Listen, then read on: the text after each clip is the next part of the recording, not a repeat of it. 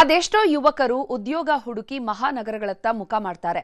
ಆದರೆ ಸ್ವಾವಲಂಬಿ ಬದುಕಿನ ಕನಸು ಕಂಡಿದ್ದ ಮೆಕ್ಯಾನಿಕಲ್ ಇಂಜಿನಿಯರ್ ಓರ್ವ ಕೈಯಲ್ಲಿದ್ದ ಕೆಲಸ ಬಿಟ್ಟು ಯಶಸ್ವಿ ಬದುಕು ಸಾಗಿಸುತ್ತಿದ್ದಾರೆ.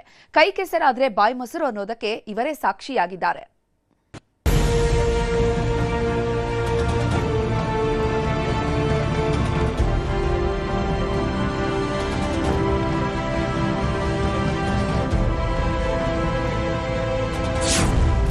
ಮೆಕ್ಯಾನಿಕಲ್ ಇಂಜಿನಿಯರ್ ಈಗ ಯಶಸ್ವಿ ರೈತ. ಸುಳ್ಯದ ಹಣ್ಣುಗಳು ವಿದೇಶಗಳಿಗೂ ರವಾನೆ.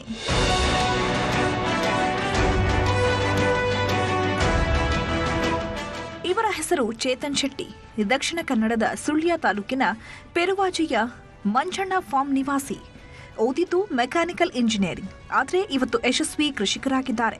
ಮುಂಚೆ ಬೆಂಗಳೂರಿನ ಖಾಸಗಿ ಕಂಪನಿಯಲ್ಲಿ 8 ವರ್ಷ ಕೆಲಸ ಮಾಡಿದ ಚೇತನ್ ಸ್ವಾವಲಂಬಿ ಬದುಕು ಸಾಗಿಸಬೇಕೆಂದು ಕೆಲಸಕ್ಕೆ ರಾಜೀನಾಮೆ ನೀಡಿ ಊರಿಗೆ ಬಂದಿದ್ರು. ಪೂರ್ವಜರಿಂದ ಸಿಕ್ಕ ಸುಮಾರು 10 ಎಕರೆ ಜಾಗದಲ್ಲಿ ಹಣ್ಣಿನ ಕೃಷಿ ಮಾಡಬೇಕು ಅಂತ ನಿರ್ಧರಿಸಿದ ಚೇತನ್ 2018ರಲ್ಲಿ ಮೊದಲು ಸುಮಾರು 550 ರಂಬೂಟನ್ ಸಸಿ, 50 ಮ್ಯಾಂಗಸ್ಟೈನ್ ಸಸಿಗಳನ್ನು ಬೆಳೆಸಲು ಆರಂಭಿಸಿದ್ರು.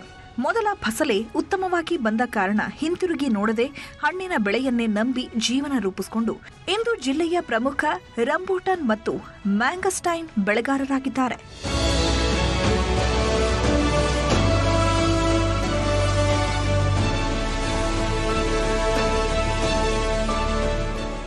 ರಂಬೂಟನ್ ಬೆಳೆ ಕೈ ಹಿಡಿದ ಬೆನ್ನಲ್ಲೇ ದೊಡ್ಡ ಮಟ್ಟದಲ್ಲಿ ಬೆಳೆಯಲು ಆರಂಭಿಸಿದ್ರು. ಇಳುವರಿ ಬರ್ತಿದ್ದಂತೆ ಮೊದಲ ವರ್ಷ ಹಣ್ಣುಗಳನ್ನು ಮಂಗಳೂರು ಮಾರುಕಟ್ಟೆಯಲ್ಲಿ ಮಾರಾಟ ಮಾಡಿದ್ರು. ಬಳಿಕ ಇಳುವರಿ ಹೆಚ್ಚಾದ ಕಾರಣ ಬೆಂಗಳೂರಿನ ಅಪಾರ್ಟ್ಮೆಂಟ್ಗಳಿಗೆ ತೆರಳಿ ಮಾರಾಟ ಮಾಡ್ತಿದ್ರು. ಇದೀಗ ದೇಶದಲ್ಲಿ ಮಾತ್ರವಲ್ಲ, ವಿದೇಶದಲ್ಲೂ ಚೇತನ್ ಬೆಳೆಯುವ ಹಣ್ಣುಗಳಿಗೆ ಡಿಮ್ಯಾಂಡ್ ಇದೆ. ಇವರು ರಂಬೂಟನ್ ಹಣ್ಣಿನ ಜೊತೆ ಜಂಬೋಟಿಕಾಬಾ, ವೆಲ್ವೆಟ್ ಆಪಲ್, ಲಕ್ಷ್ಮಣ ಫಲ ಹಣ್ಣು, ಕಾಳುಮೆಣಸು, ಜಾಯಿಕಾಯಿ, ಹಳದಿ ಮೊದಲಾದ ಬೆಳೆಯನ್ನು ಬೆಳೆಯುತ್ತಿದ್ದಾರೆ. ಉದ್ದೇಶ ಏನಿಲ್ಲ, ಸ್ವಾವಲಂಬಿ ಜೀವನ ನಡೆಸಬೇಕಂತ ಇದ್ದದ್ದು ಮುಖ್ಯವಾದ ಉದ್ದೇಶ. ಮತ್ತೆ ಪೇಟೆಯಲ್ಲೇ ಇದ್ದು ನಾವು ಅಲ್ಲಿಯೇ ಸೆಟ್ಲ್ ಆದ್ರೆ, ನಮ್ಮ ತಂದೆ ತಾಯಿ ಒಂದು ರಿಟೈರ್ಮೆಂಟ್ ಆದ್ಮೇಲೆ ಅವರಿಗೆ ಅಲ್ಲಿ ಶಿಫ್ಟ್ ಆದ್ರೆ ಅವರಿಗೆ ಇಲ್ಲಿದ್ದು ಜೀವನ ಮತ್ತೆ ಅಲ್ಲಿದ್ದು ಜೀವನಕ್ಕೆ ತುಂಬಾ ವ್ಯತ್ಯಾಸ ಇರ್ತದೆ.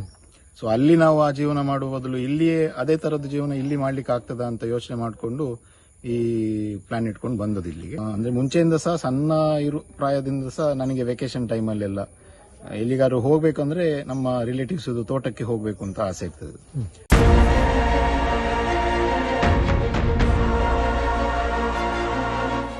ವಾರ್ಷಿಕ ಸುಮಾರು 10 ರಿಂದ 15 ಟನ್ ರಂಬೂಟನ್ ಪಡೆಯುವ ಇವರು ಖರ್ಚೆಲ್ಲ ಕಳೆದು ವರ್ಷಕ್ಕೆ ಸುಮಾರು 15 ಲಕ್ಷ ರೂಪಾಯಿಗಳಷ್ಟು ಆದಾಯ ಗಳಿಸುತ್ತಿದ್ದಾರೆ.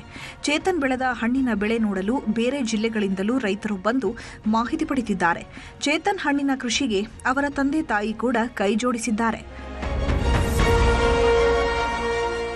ಒಂದು ಇಂಜಿನಿಯರಿಂಗ್ ಪದವಿಯನ್ನ ಬಿಟ್ಟು ಒಂದು ಸಾವಯವ ಕೃಷಿಗೆ ಬಂದು ಒಂದು ಗ್ರಾಮೀಣ ಭಾಗದಲ್ಲಿ ಇಷ್ಟು ದೊಡ್ಡ ಸಾಧನೆ ಮಾಡ್ತಾನೆ ಅಂದ್ರೆ ಅದನ್ನು ನಾವು ಹೆಮ್ಮೆ ಪಡಬೇಕು. ಅದರ ಜೊತೆಗೆ ಸರ್ಕಾರನೂ ಕೂಡ ಇಂಥವರನ್ನ ಗುರುತಿಸಬೇಕು ಅನ್ನುವಂಥದ್ದು ನನಗೆ ಒಂದು ದೊಡ್ಡ ಯೋಚನೆ, ನನ್ನ ಯೋಚನೆ. ನಾನೊಂದು ಗ್ರಾಮೀಣ ಭಾಗದಲ್ಲಿದ್ದು ಈ ಕೃಷಿಯನ್ನ ತಗೊಂಡ್ಬಂದ್ರೆ ಖಂಡಿತವಾಗಿ ಈ ದೇಶ ಉದ್ಧಾರ ಆಗೋದ್ರಲ್ಲಿ ಸಂಶಯನೇ ಇಲ್ಲ. ಒಟ್ನಲ್ಲಿ ಕೆಲಸ ಬಿಟ್ಟ ಊರಿಗೆ ಬಂದಿದ್ದಂತಹ ಚೇತನ್ಗೆ ಕೃಷಿ ಕೈ ಹಿಡಿದಿದೆ. ಕಷ್ಟಪಟ್ಟು ಚೇತನ್ ಇವತ್ತು ಯಶಸ್ವಿ ಕೃಷಿಕರಾಗಿದ್ದು ಮನಸ್ಸಿದ್ದರೆ ಮಾರ್ಗ ಅನ್ನೋದನ್ನ ಸಾಬೀತು ಮಾಡಿದ್ದಾರೆ. ಅಜಿತ್ ಕುಮಾರ್, ನ್ಯೂಸ್ 18, ಪುತ್ತೂರು.